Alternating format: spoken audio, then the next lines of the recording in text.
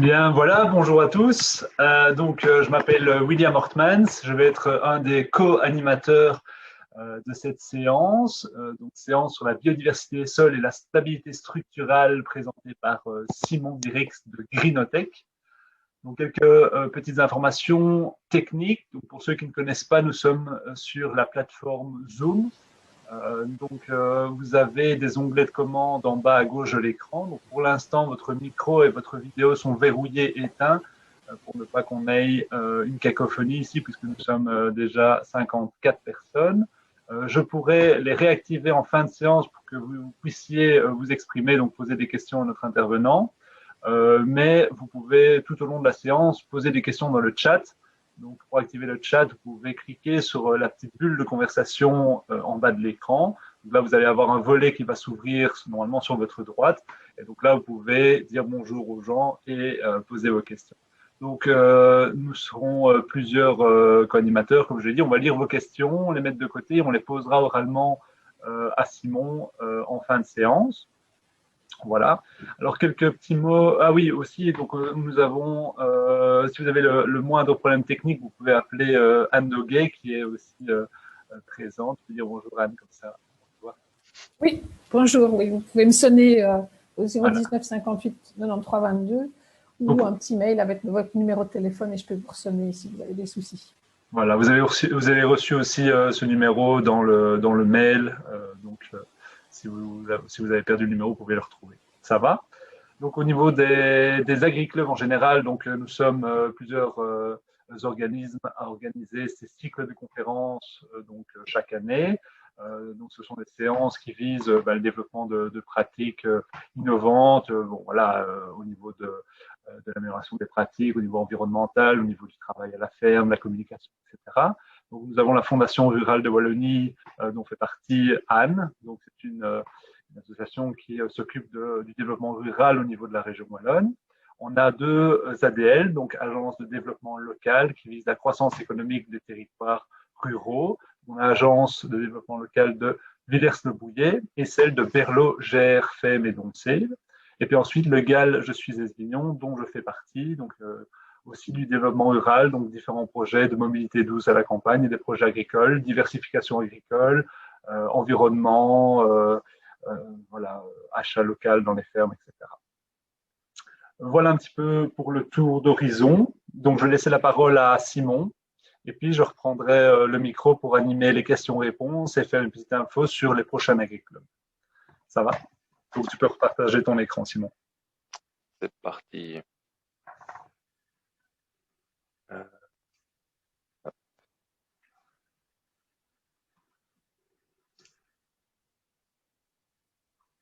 Voilà. Est-ce que tout le monde voit ma présentation? Elle va arriver. Ici, on voit ton bureau. Voilà. Voilà, super. Super. Et donc, vous m'entendez bien? Oui, tout à fait.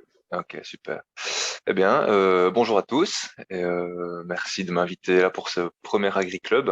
J'inaugure la série d'Agri-Club organisée par le GAL Je suis Esbignon. Et donc, je suis Simon Dirix, nouveau coordinateur de Greenotech. Et la présentation que je vais vous faire aujourd'hui est intitulée Biodiversité des sols et stabilité structurale, quels impacts sur mes cultures? Donc voilà, vous allez voir, ça va être une présentation assez large. J'espère que je pourrai répondre aux questions que vous posez sur ces sujets. Donc, pour commencer, je vais un peu vous présenter notre structure, la structure qui m'emploie et aussi un peu le thème aussi de ce qu'on fait, c'est en gros le développement de l'agriculture de conservation. Voilà. Donc, Greenotech, pour ceux qui ne connaissent pas encore, c'est en fait une association d'agriculteurs qui a été créée il y a une vingtaine d'années par un groupe d'agriculteurs qui avaient des problèmes à l'époque déjà de perte de matière organique, d'érosion, des sols qui se travaillaient moins bien. Et alors en parallèle se développaient en France en fait les techniques qu'on appelait à l'époque les TCS, qui ont évolué maintenant en agriculture de conservation. Et ils se sont dit, mais pourquoi est-ce qu'on n'appliquerait pas et qu'on ne testerait pas ça chez nous en Wallonie? Et donc, ils ont déposé un projet à la région Wallonne qui a été accepté. Et alors, en collaboration avec des chercheurs, ils ont créé Greenotech, qui est maintenant le projet agroécologie et agriculture de conservation. Et donc, les activités de Greenotech, elles sont réparties sur en trois axes. Le principal, c'est l'expérimentation. Donc voilà, expérimentation de champs, de techniques innovantes, pour ensuite diffuser ces résultats au plus grand nombre et alors également conseiller les agriculteurs sur les pratiques les plus adaptées à leur système. Donc comme je vous disais, voilà, et donc on a des chercheurs, voilà, on collabore avec pas mal d'universités et alors tous nos essais sont faits en fait chez des agriculteurs sur leur terre avec du matériel usuel, du matériel que les agriculteurs possèdent classiquement. Et donc ça permet en fait aux essais qu'on met en place d'être reproductibles le plus rapidement possible par un plus grand nombre. Ça ne demande pas spécialement de matériel expérimental ou autre. Et donc, les, les gros essais qu'on a fait au tout début, ce sont des essais de travail du sol et surtout réduction de travail du sol, entre autres le non-labour. On a eu des succès, on a eu également des échecs. Et en fait, on s'est rendu compte que la réduction du travail du sol devait être obligatoirement couplée avec l'implantation de couverts et de racines dans le sol, en fait, qui vont elles-mêmes structurer le sol à la place des machines. Donc, on a fait pas mal d'essais sur les couverts, également sur les associations de culture. Plus récemment, à gauche, c'est du colza et à droite, c'est du trèfle qui est implanté sous un maïs. C'est pour un peu aussi voilà, guider. On fait des résultats d'essais, on organise aussi des tours de plaine, voilà, des fosses pédologiques pour un peu observer son sol. Donc des retours d'expérience. Ici, voilà, c'était notre assemblée générale en 2017 à Namur. Voilà, des parcelles, des retours de parcelles d'essais. Et alors, tous les 2 ans, on organise le Festival de l'agriculture de conservation. Là, c'était l'édition 2018 à Fleurus. On devait normalement en organiser une en 2020 qui a malheureusement été annulée, mais donc la prochaine édition sera normalement en 2022 si tout se passe bien. Et donc le festival, en fait, c'est vraiment sur 10 hectares, c'est un condensé de toute l'innovation liée de près et de loin à l'agriculture de conservation. Et ouais, c'est vraiment un condensé avec des chercheurs, avec du machinisme, avec des firmes de semences, etc.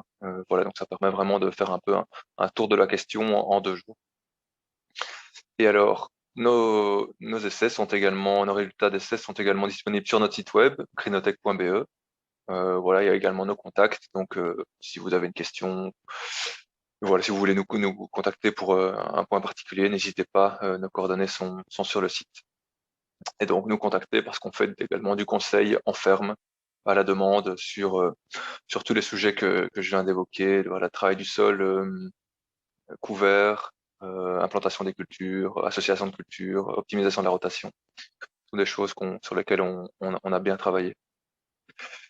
Et donc, en fait, je vous disais donc, on est parti de la base du constat des TCS, c'est un peu tester le non-labour en Wallonie, mais on s'est vite rendu compte que le travail du sol, la réduction du travail du sol seule, elle, elle allait un peu dans un mur. Et donc, est apparu, enfin, on a développé maintenant, voilà, l'agriculture de conservation, un système cohérent qui, en fait, repose sur trois grands principes. On a même ajouté un quatrième. Le premier, comme je vous l'ai dit, donc, c'est la réduction du travail du sol qui va donc du non-labour jusqu'au semi-direct. Il y a plein de techniques intermédiaires qui permettent de s'adapter à toutes les situations. C'est également couplé à la couverture permanente du sol, couverture avec un couvert vivant ou alors en tout cas des mulches, de la paille, toujours conservé en surface du sol pour le protéger, et également avec la diversification des espèces cultivées, donc en fait l'allongement de la rotation et la diversification de la rotation dans un but de favoriser la biodiversité, de favoriser les interactions biologiques et donc d'augmenter la résilience du système. Et c'est là aussi qu'intervient le quatrième pilier, qui est en fait la réduction des intrants mécaniques, voilà, on en a déjà parlé, mais surtout aussi chimiques, les engrais et les produits phyto, qui permettent en fait d'avoir un sol plus résilient. Et quand on essaie de conserver, de sauvegarder son sol, ben, on essaie justement de limiter l'emploi d'insecticides, de fongicides qui auraient un effet négatif sur le sol. Donc, quand je vous parlais de réduction de travail du sol, ben, ça va d'engins comme ceci, voilà, des chisels lourds, où on a un travail quand même profond, c'est ce qu'on va appeler ça un pseudo-labour. Donc, il n'y a pas de retournement des horizons, mais on a quand même un travail intensif du sol. Et puis, on peut progressivement remonter la profondeur de travail du sol avec des outils un peu moins profonds. Ici, un vibroculteur qui travaille uniquement à 10-15 cm, ou alors aller même encore plus loin et localiser le travail du sol. Ici, c'est un maïs qui est en train d'être implanté dans une prairie en strip-till. Et donc, vous voyez, en un passage, en fait, on ne travaille même pas un quart de la surface, 15 cm tous les 75 cm. Et donc, ça permet en fait de laisser le sol tranquille dans l'interrang. Ça va plus vite, ça coûte moins cher. Donc voilà, ça a pas mal d'intérêt. Il y a également quelques points d'attention que j'aborderai par la suite. Et alors, voilà, sinon des strip-till ou également juste des travaux de sol très très superficiels ici pour implanter un blé dans un colza en un passage, et même des semi-directs, voilà, où là on est en train d'implanter un froment d'hiver dans un couvert d'interculture. Donc en un passage, là on est en train de semer. Donc voilà, et ça permet, on a des très très bons résultats. Il y a aussi également des points d'attention, ça se fait pas dans n'importe quelle condition, mais quand on arrive à faire ça, c'est le coût d'implantation, il est au minimum, on ne sait pas réduire plus, et les impacts sur l'environnement sont également très très forts réduits. Et c'est valable aussi, voilà, un autre exemple où je vous parlais de strip-till, de maïs, d'implantation de maïs en strip-till dans une prairie, mais on a aussi testé en semi-direct. Et donc là, on est en train de semer, les graines sont posées dans le sol, et on arrive on a aussi de bons résultats. Donc, ouais, et là c'est pareil. À gauche, c'est implantation de betteraves dans un mulch, dans un couvert qui a été détruit pendant l'hiver.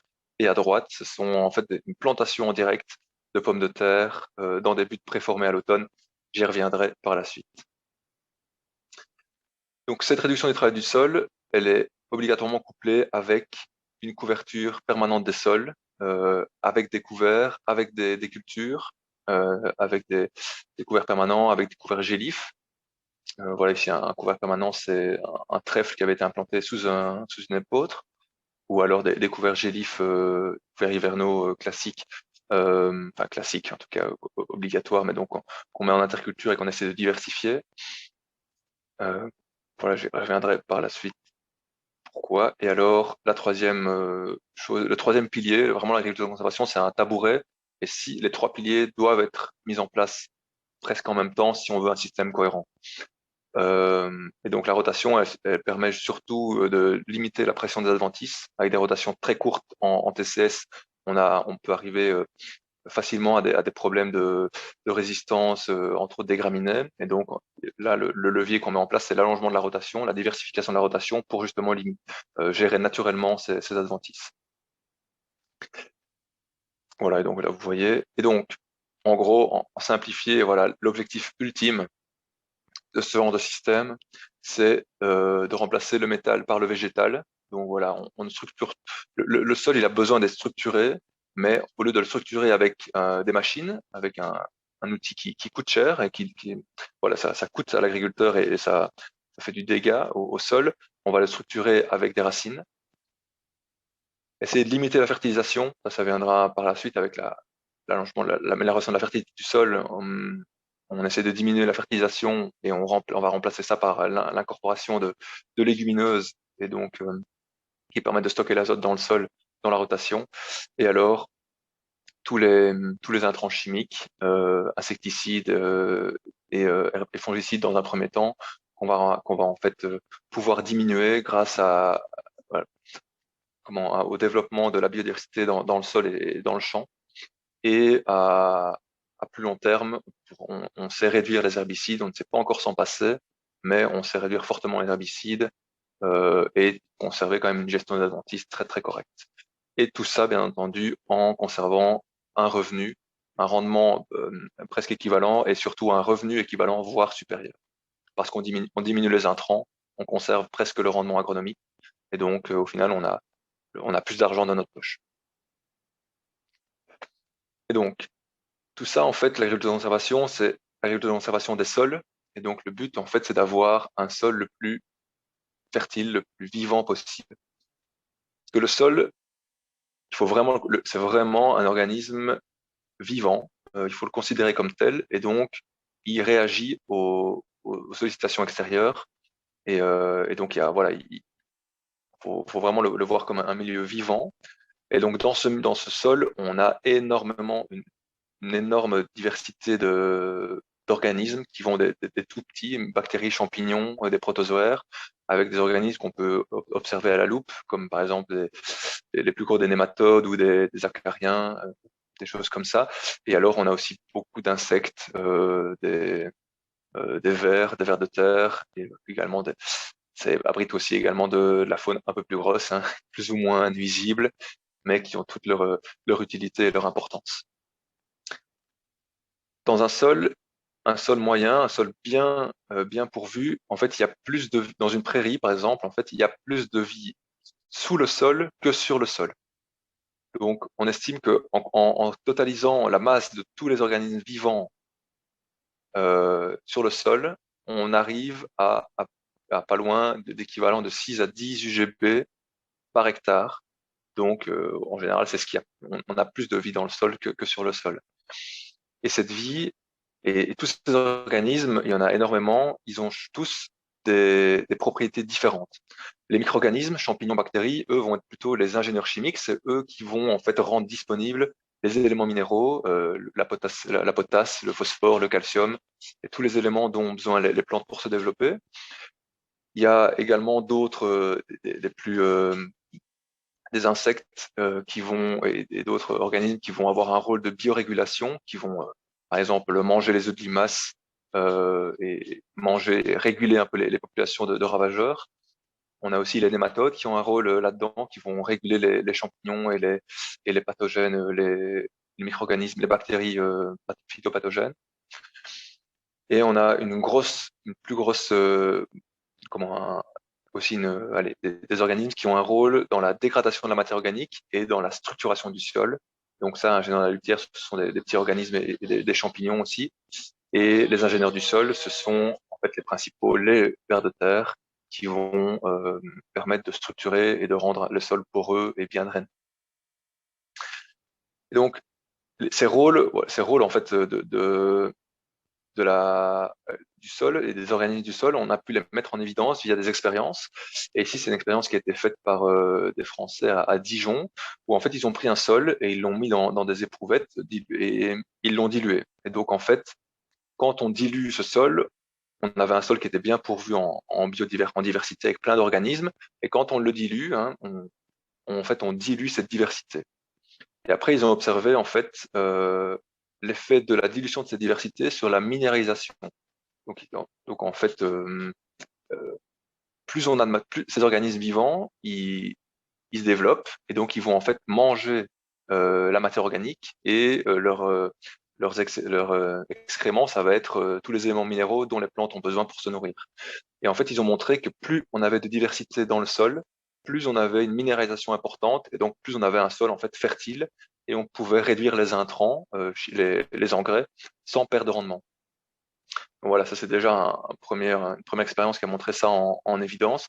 Et donc, quand on réduisait la biodiversité du sol, en fait, on réduisait sa fertilité et la minéralisation de la matière organique et donc la fertilité globale du sol.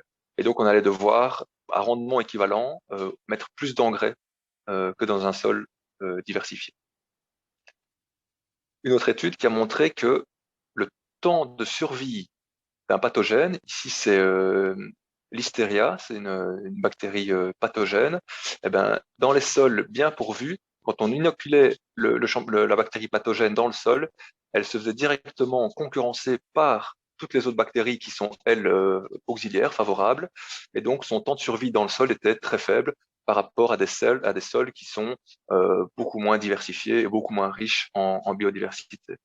Donc, la biodiversité est vraiment une barrière aux espèces invasives, aux pathogènes, et ça permet sur le long terme de réduire très fortement les produits phyto sans avoir de maladies, parce qu'en fait, c'est la vie du sol qui concurrence et qui remplace les produits phyto. ça, c'était plutôt les rôles des micro-organismes. On a par exemple aussi un rôle des nématodes qui permettent de boucler en fait la- comment, le cycle de fertilité du sol. Dans un sol sans nématodes, en fait, on a la matière organique, organic matter, c'est donc en anglais matière organique du sol, qui se dégrade, qui est dégradée par les micro-organismes, mais ces micro-organismes, ils sont très peu mobiles et donc les plantes, ils libèrent seulement de la fertilité autour d'eux, mais ce qui est peu par rapport au sol. Et donc les nématodes, en fait, vont permettre, les micro-organismes vont s'accrocher aux nématodes et vont permettre de développer, enfin de boucler le cycle. Et donc on a vraiment une augmentation de la fertilité. On a plus, par exemple, dans des sols avec beaucoup de nématodes, on a les légumineuses font plus de rhizobium et donc on stocke plus d'azote que dans des sols où il y a peu de nématodes. Donc, vous allez me dire, ouais, mais les nématodes, en général, quand on parle des nématodes, c'est plutôt des pathogènes. Effectivement, ceux qu'on connaît le plus, et c'est dommage, en fait, ce sont des nématodes pathogènes, mais c'est une toute petite fraction de l'ensemble de tous les nématodes qu'on connaît. Les nématodes, en fait, c'est une énorme famille avec d'espèces différentes. Et on a entre autres donc des nématodes qui effectivement s'attaquent par exemple aux betteraves et le nématode actiste qui est assez problématique. Mais on a aussi des nématodes qui s'attaquent aux larves d'insectes et donc qui vont par exemple aller manger les larves de charançon, les chenilles, les tipules. Euh, il y en a qui vont également être carnivores et manger les autres nématodes. Et donc, en fait, quand on a des problèmes de nématodes dans ces sols, le meilleur moyen pour limiter les dégâts, c'est de favoriser les nématodes. C'est un peu contradictoire, mais en fait, en favorisant tous les nématodes, on va avoir un équilibre qui s'installe. Et donc, au final, on aura moins de problèmes par la suite. Donc ça, c'était un peu des organismes plutôt dans le sol, hein, donc des petits organismes. Les nématodes, c'est des petits vers qui font 1 à 2 millimètres, donc il faut vraiment être très fort, avoir des bons yeux, en tout cas une bonne loupe pour les observer. Des organismes qu'on peut observer plus facilement, ce sont les carabes. Ici, trois espèces de carabes différents. Euh, je me souviens plus, le Pterococcus, enfin voilà, ils ont des noms, ils n'ont pas de nom courant, mais donc celui-ci par exemple, c'est un carnivore et donc il va manger par exemple des pucerons ou des larves ou des œufs d'escargot ou de limaces. Celui-ci c'est plutôt un granivore et donc lui va plutôt se nourrir par exemple de graines d'adventice. Ici, il est en train de se nourrir de graines de bleuet. Et le dernier, ici, c'est une espèce Poecilus, c'est une espèce assez commune. Elle est assez, elle est, elle est omnivore et donc elle va en partie manger des œufs d'escargot, mais elle va aussi manger par exemple ici, des limaces, des chenilles. Donc on régule par exemple les pyrales et des choses comme ça. Et donc voilà, c'est des auxiliaires qui sont capables d'ingérer 3 fois leur poids par jour. Donc voilà, ça peut en graines, en, en prédateur. Donc voilà, ça peut vraiment limiter très fortement les pressions d'adventice et les ravageurs quand on les favorise. Il y a aussi d'autres organismes, par exemple ici le staphylin, qui est un peu une espèce ça vous le reconnaîtrez quand il est attaqué. En fait, il fait comme un scorpion et il relève sa queue. Voilà, c'est assez intéressant, c'est assez chouette à observer. Et lui, il n'a pas un rôle de biorégulation, mais en fait, il va digérer la litière, il va décomposer les pailles, les restitutions, les résidus de culture pour en fait les recycler et qu'ils soient disponibles pour les cultures suivantes. Et il y en a aussi ici le perce-oreille, Forficule, qui lui est un prédateur et se nourrit, par exemple dans ce cas-ci, de pucerons. Donc voilà, en favorisant les auxiliaires, tous ces insectes, eh ben on va avoir une biorégulation hyper effective. Je vous expliquerai par la suite. Là, je vous dis que les favoriser, mais comment concrètement est-ce qu'on fait pour les favoriser?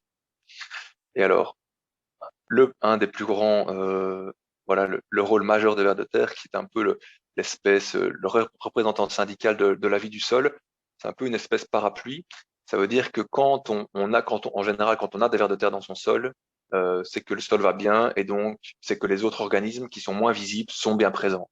Et à l'inverse, quand on a peu de vers de terre dans son sol, c'est qu'on a aussi défavorisé tous les autres organismes, donc on a un sol qui est moins fertile. Et donc, les vers de terre, il y a trois grands types de vers de terre. Voilà, si vous voyez bien. Il y a, comme ça, voilà, pour la petite explication, les épigées. Ce sont des petits vers qui vivent surtout dans la litière. Donc, en fait, on les retrouve plutôt en forêt ou en prairie. et un petit peu dans les sols où on laisse vraiment toute la paille en surface. Il y a également les vers endogés, qui eux sont des vers qu'on retrouve plutôt dans les 0,30 premiers centimètres de profondeur dans l'horizon travaillé, et qui vont eux plutôt faire des galeries verticales, et puis pardon, horizontales. Et alors on a aussi les principaux, enfin ceux qui ont le plus, les anéciques, qui peuvent être des très gros vers de terre et qui eux font des galeries verticales et servent par exemple surtout ils mélangent la matière organique, ils vont mélanger les débris végétaux et le sol, et alors ils vont améliorer fortement la porosité du sol. Je voulais aussi, hop, vous montrer ceci. Les vers de terre, en fait, ils sont actifs surtout au printemps et à l'automne. En été, il fait trop chaud, en hiver, il fait trop froid, et donc on va les retrouver en diapause, comme ceci. Et donc, si il faut, voilà, en hiver c'est un peu compliqué, mais s'il faut vraiment travailler le sol, on va plutôt le faire en été, quand les vers de terre sont au repos, et donc pour essayer de les perturber le moins possible.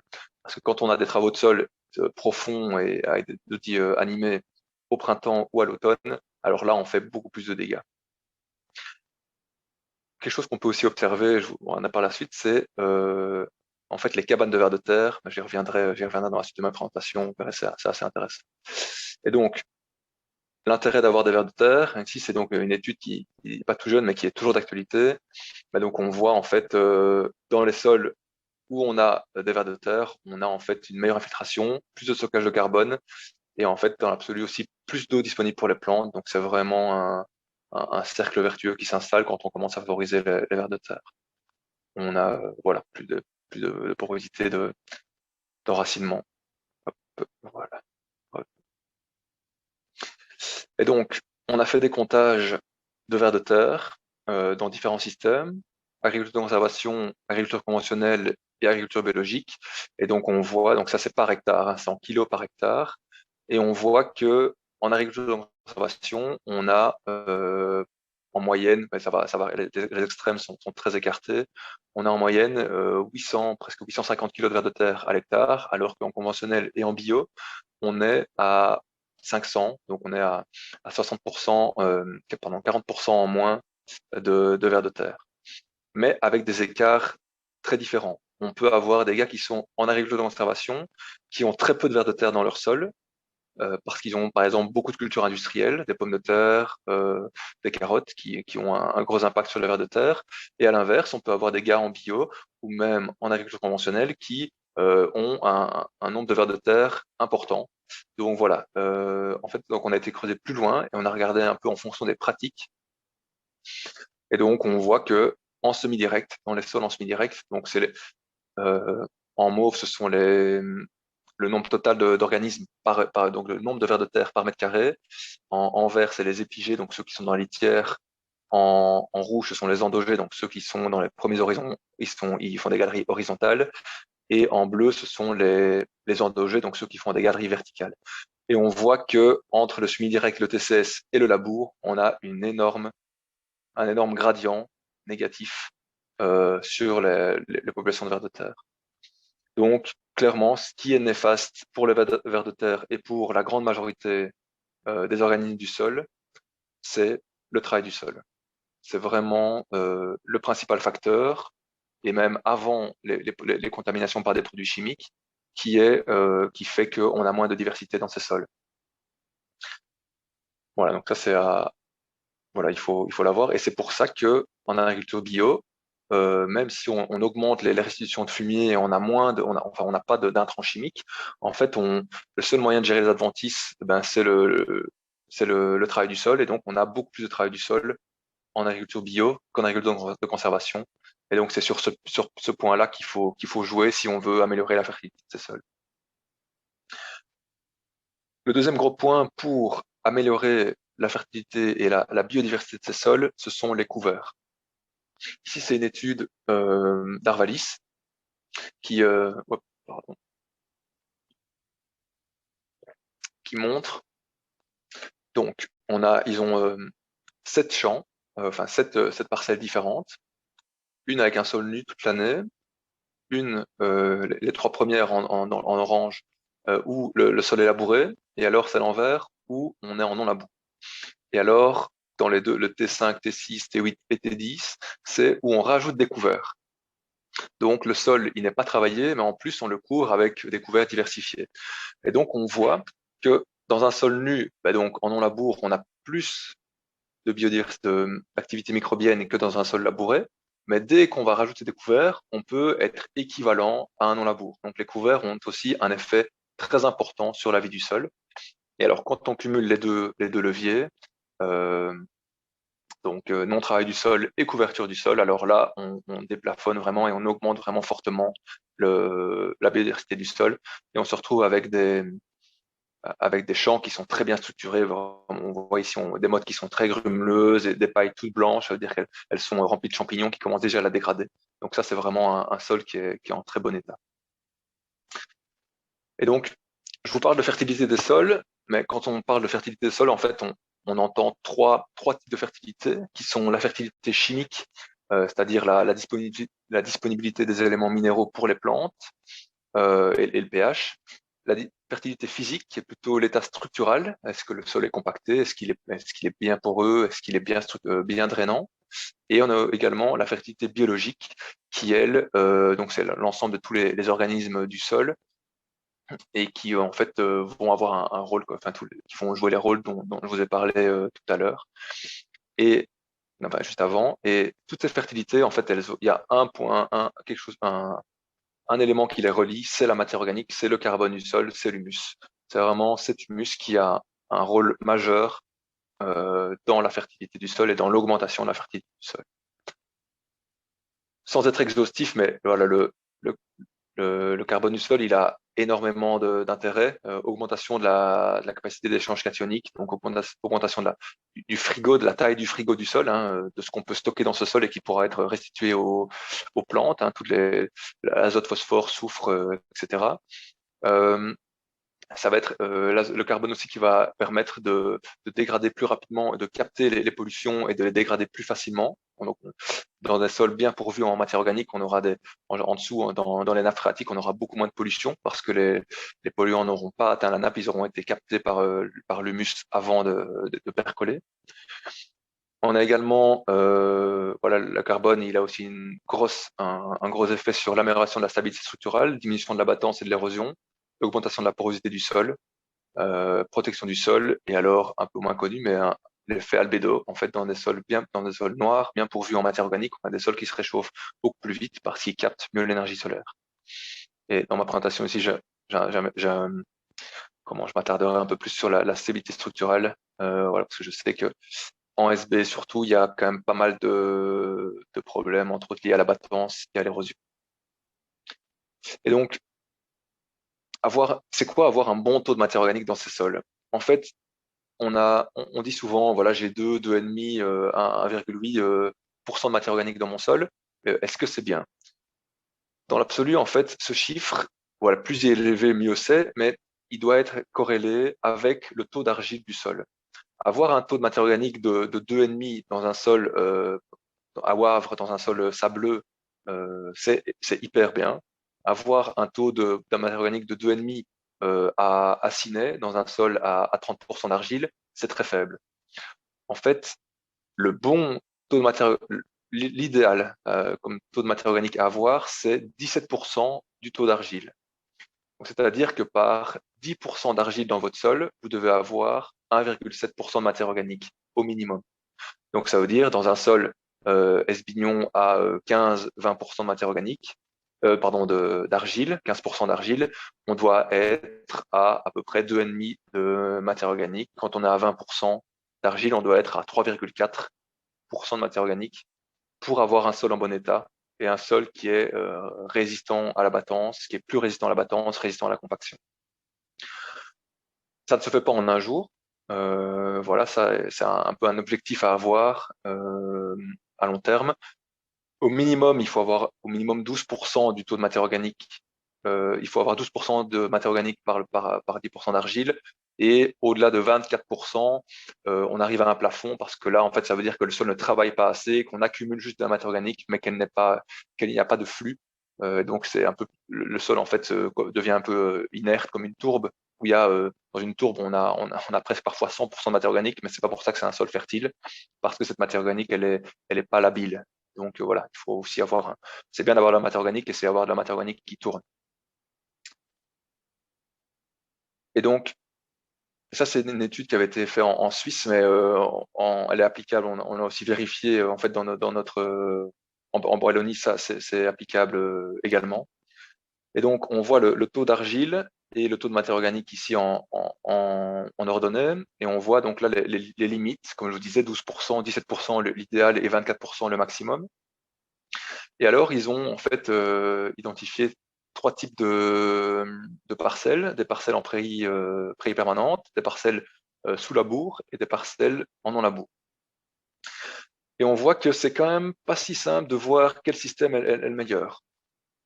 Les prairies permanentes, elles sont assez donc en fait l'idéal, hein, c'est d'être le plus haut possible, d'être le plus proche de la droite ici de la droite verte.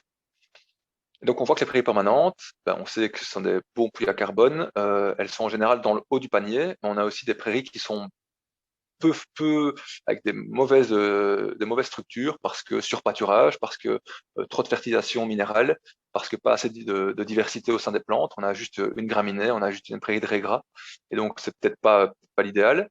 À l'inverse, en non-labour, on a aussi également de tout, avec des agriculteurs et des parcelles qui sont très très bien et des parcelles qui sont beaucoup moins bien classées. Et en non-labour, on est enfin, il y en a pas qui sont exceptionnelles, mais on en a des très mauvaises, on a aussi des assez bonnes, voire très bonnes. Donc tout ça pour dire que il n'y a pas de solution miracle. Voilà, dans chaque système, il y a moyen d'améliorer la fertilité de ces sols. Il y a des chemins plus rapides pour y arriver, d'autres un peu plus longs. Mais voilà, en couvrant son sol, en diminuant le travail du sol, il y a moyen vraiment d'améliorer la fertilité de son sol un maximum. Et donc, je vous parlais stockage de carbone, augmenter le taux de carbone dans les sols. Il y a une étude française qui a montré que sur le long terme, donc ils ont testé 3 systèmes. En bleu, FIT, c'est en anglais, mais donc c'est labour. ST, c'est Superficial Tillage, c'est TCS. Et alors No-Till, c'est donc du semi-direct. Et en fait, on voit qu'il y a un peu de différence, mais qu'après 40 ans d'essai, ils n'ont pas, qu'on soit en semi-direct ou en labour, on n'a pas stocké plus de carbone. Et donc on se dit, ouais, et donc on n'a pas stocké plus de carbone en fait parce que quand on réduit le travail du sol, on ne stocke pas plus de carbone, mais on change la répartition de ce carbone dans le profil du sol. Ici, donc, en pseudo-labour, donc c'est un travail quand même assez intensif, mais on va avoir, vu qu'on n'a plus de retournement de l'horizon de surface, on n'a plus d'homogénéisation du taux de matière organique sur les 0,30 premiers centimètres. Et donc, on va avoir beaucoup plus de matière organique en surface et moins en profondeur, alors qu'en labour, on a en fait le même taux de matière organique sur tout l'horizon labouré.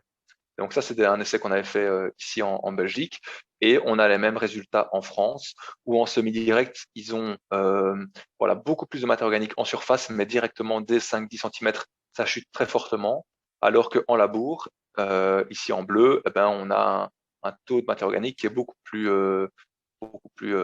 serré, enfin voilà, il est beaucoup plus fixe sur les 0,30 premiers centimètres. Mais dans l'absolu, ce stock si on prend le stock sur 0,50 cm, il est le même en semi-direct ou en labour, uniquement si on prend cet effet-là, travail du sol. Parce que, en fait, on se rend compte que les gars qui sont en AC, ils stockent quand même du carbone. Quand on observe voilà, des agriculteurs en conservation par rapport à agriculture conventionnelle, on a un stock de carbone plus élevé. Et donc, on a voulu aller chercher, mais voilà, on nous dit que le travail du sol ne stocke pas ne permet pas de stocker plus de carbone. Alors, qu'est-ce qui fait qu'on stocke plus de carbone? Eh ben, en fait, ce sont les plantes et les couverts qu'on met en plus, et on allonge la durée de végétation des couverts, on les garde le plus longtemps possible, et c'est eux qui vont stocker en fait du carbone. Toutes les plantes, ici c'est un arbre, mais ça pourrait être, c'est valable pour toutes les plantes, trèfle, le raies gras, le blé, le maïs, toutes, même les pommes de terre. elles font la photosynthèse. Elles vont, en une partie de photosynthèse, ça va être des tiges, des feuilles et des tubercules ou du grain. Mais une grande partie de l'énergie qu'elles captent et du CO2 qu'elles captent va être injectée dans le sol. Ça va ça peut aller jusqu'à 40% du CO2 qu'elles captent. Elles vont en fait faire un espèce de sirop riche en énergie qui va servir, qu'elles vont injecter dans le sol et qui va servir de nourriture pour toute la vie du sol.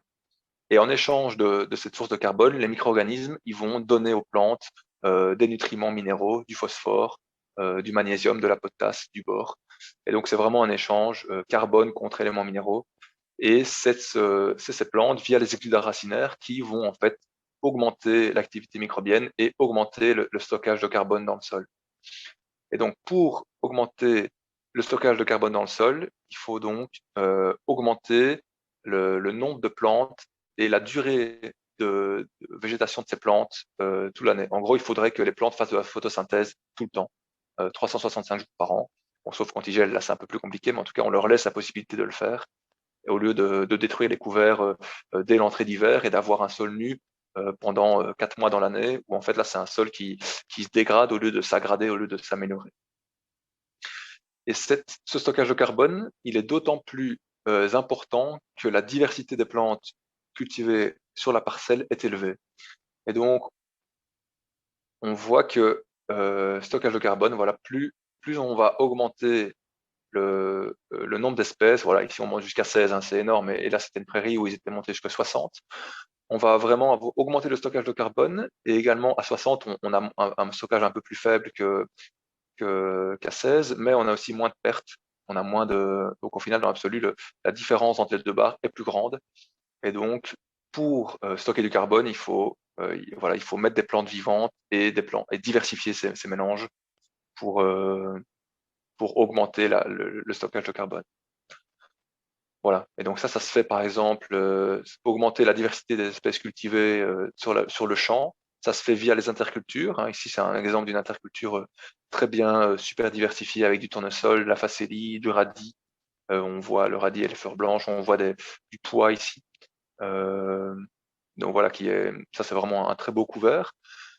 Ça peut se faire aussi quand c'est possible avec l'association de cultures, hein. Donc voilà, on peut aussi associer ici, c'est une févrole qui a été semée avec un blé, et donc on a moissonné les deux.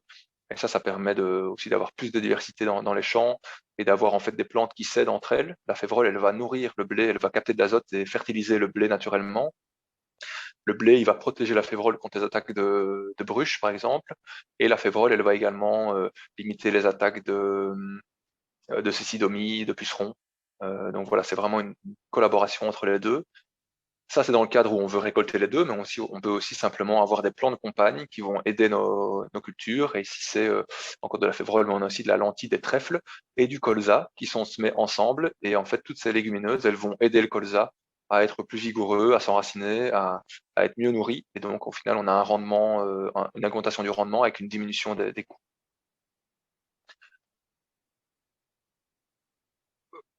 Pour stocker du carbone, il y a aussi le choix des cultures qui est important. Ouais, en fait, je vous dis stocker du carbone. Le carbone, je l'ai peut-être pas assez précisé, mais c'est en fait la principale source de nourriture pour la vie du sol. Tous les organismes, les champignons, les bactéries, les vers de terre, tous les insectes, ils se nourrissent de matière organique, donc de paille, des débris de paille, de débris de feuilles, etc. Et donc, plus on leur donne à manger, et donc plus on a de carbone dans le sol, et plus on va dynamiser notre sol et avoir des effets bénéfiques en retour. Et donc, voilà, là c'est assez facile de le dire, mais essayer de diminuer de diminuer, d'avoir une rotation moins intensive. C'est toujours le compromis entre préservation de l'environnement et rentabilité.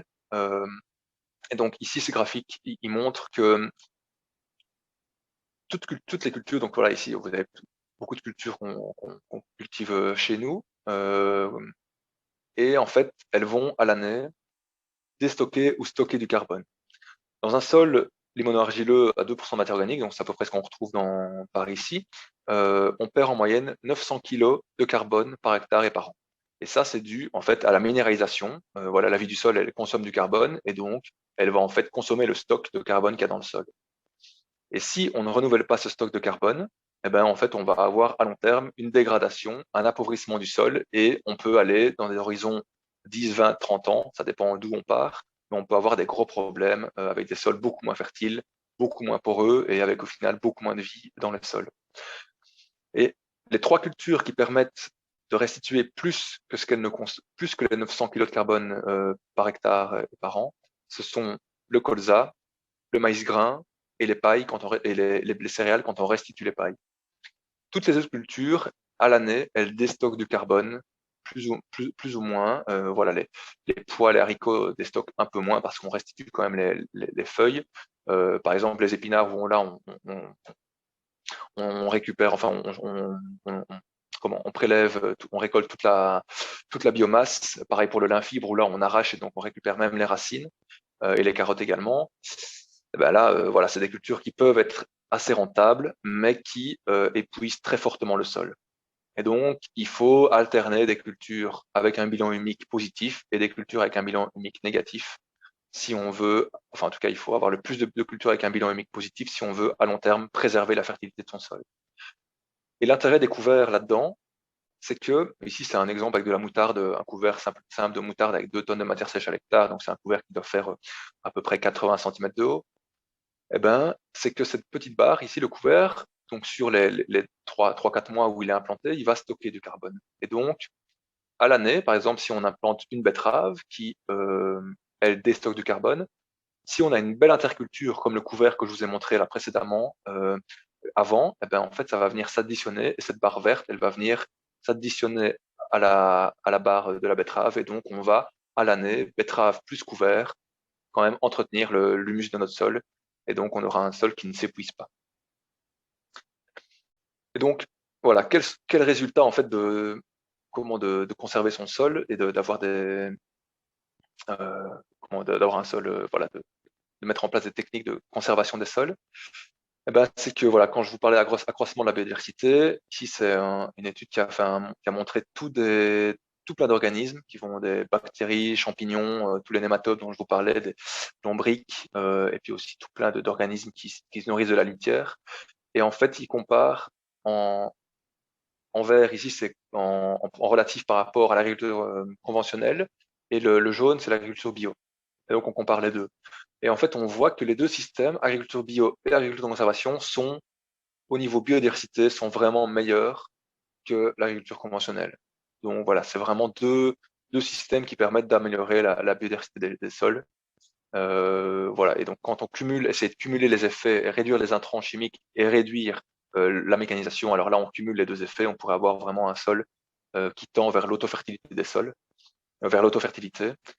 Donc c'est en fait un sol qui on va améliorer les sources de nourriture, hein, comme je vous disais, fertilisation organique, donc restitution de paille, de couverts végétaux, des fumiers, qui ont aussi un gros effet voilà, pour doper l'activité biologique. On va favoriser les champignons, les bactéries, qui vont fertiliser le sol et relarguer des éléments minéraux, créer des galeries, améliorer la structure du sol. Et alors ensuite, donc voilà, on va avoir en fait des plantes qui poussent mieux, un effet positif sur l'exploitation. Et donc on a des plantes qui poussent mieux, donc on restitue encore plus de matière organique et donc on a plus de vie du sol et on est parti sur un cercle vertueux. Et donc au final, sur le long terme, on a des augmentations de marge et une diminution des charges. Donc voilà, c'est vraiment tout bénef. Et alors concrètement, comment ça se traduit? Voilà, augmentation des marges, en tout cas moins de problèmes dans ces champs. Ça se traduit par exemple avec une réduction de l'érosion. Ici, c'est donc deux champs, c'est dans le Condro. Ici, je pense qu'on est à Clavier, une terre en pente avec un écoulement d'eau. Il y a une source ici en fait au milieu du champ. Et donc, on voit deux parcelles de blé, un blé qui a été implanté en TCS et un blé qui a été implanté en labour. Et on voit l'arrêt de labour ici entre les deux champs. Et, et donc l'eau ici s'écoule, voilà, le sol est gorgé d'eau, mais l'eau s'écoule claire, elle est claire, elle n'emporte pas de terre avec elle. Et quand elle arrive sur le sol labouré, qui est fragilisé, eh ben là, on a de l'érosion, on a une grosse ravine, voilà, qui est vraiment nette. Et c'est encore plus frappant parce que on a pris une photo aussi dans le bas du champ, qui était ici en non-labour. Donc c'est une photo ici qui est prise à la fin mars. Et donc on a un couvert ici qui était un couvert de moutarde qui est gelé. et la ravine, elle s'arrête. Donc, alors qu'on voit le sol, on se dirait, mais en fait, voilà, ici, le sol, il n'est pas couvert par des racines, donc il pourrait y avoir de l'érosion. Mais en fait, ici, en TCS, on a conservé la matière organique en surface, et cette matière organique, elle va servir de colle pour les particules minérales. Donc, elle va agglomérer l'argile, le sable, le limon entre eux, et avoir un sol, en fait, qui est stable. Et donc, même s'il pleut, on a beaucoup moins d'érosion, voire pas d'érosion du tout. Et même si voilà, le sol est gorgé d'eau, et donc quand on a des gros orages, eh ben, en fait, on va avoir uniquement du ruissellement, de l'eau claire qui sort du champ, au lieu d'avoir de l'érosion. Et ça, on peut le faire aussi, on peut le montrer via un petit test assez simple qui s'appelle le Select Test. Vous prenez deux mottes dans des champs qui sont conduits de manière différente, idéalement en labour et en non-labour, et vous les immergez dans des vases d'eau en même temps. Et alors, ça donne ça. On a le sol en labour, ici à gauche, qui en fait se dégrade directement et est très instable, alors que le sol ici qui est en TCS, voire peut-être même celui-là est en semi-direct, il faudrait vérifier, eh ben, il n'y a aucune dégradation. Et donc, vous voyez la couleur de l'eau, ben, ici c'est de la boue, et donc au final c'est une perte. On a de la bonne terre qui sort du champ. On a de la pollution, parce que si on vient désherber et puis qu'on a un orage juste après, ben en fait, tout l'herbicide est emporté dans la rivière. Et on a aussi, ben voilà, si on a une maison en bas, ben vaut mieux avoir de l'eau claire qui coule dans le jardin qu'avoir un torrent de boue qui vient dévaler et faire des gros problèmes. Voilà. Donc ça, c'est un peu à du long terme. Voilà, essayer de se dire que toutes les pratiques qu'on met en place, à court terme, elles vont peut-être nous permettre d'avoir plus de rendement sur notre culture, mais à long terme, elles ont des effets potentiellement négatifs sur le sol. Et donc, il faut essayer de trouver des bons compromis pour concilier rentabilité et environnement, quoi. Et préservation de l'environnement et préservation de son sol, qui est le principal outil, votre principal outil de travail. Sans sol, pas de culture, pas d'agriculture et pas de vie. Et ce select test, ben oui, pour y revenir, on a aussi, en fait, on a suspendu ces petits paniers là, ces petits treillis à une balance pour un peu voir la perte de masse pour un peu objectiver et voir la perte de masse des mottes. Et donc on a sorti des courbes comme ça. Donc en bleu on est en TCS et en rouge en labour. Et donc on voit, ben, donc après 30 minutes en labour on a perdu presque 50% de la masse, hein, perte relative, alors qu'en TCS on a perdu peut-être 10-20%. Donc voilà, les sols, c'est pas, il y a quand même un peu de dégradation, mais on est beaucoup moins, beaucoup plus résistant. Et alors on a, comme vous voyez, chaque ligne en fait est une mode différente, et donc on a des modes en labour qui se comportent plutôt bien, on a des modes en TCS qui sont un peu plus basses, et à l'inverse on a des modes voilà, on a des sols qui sont très très instables, très sensibles à l'érosion. Donc voilà, ça c'est un peu pour le travail du sol, en tout cas la réduction du travail du sol et le non-labour est une clé, vraiment un levier important pour réduire l'érosion. Avec la couverture du sol, qui est vraiment le deuxième facteur.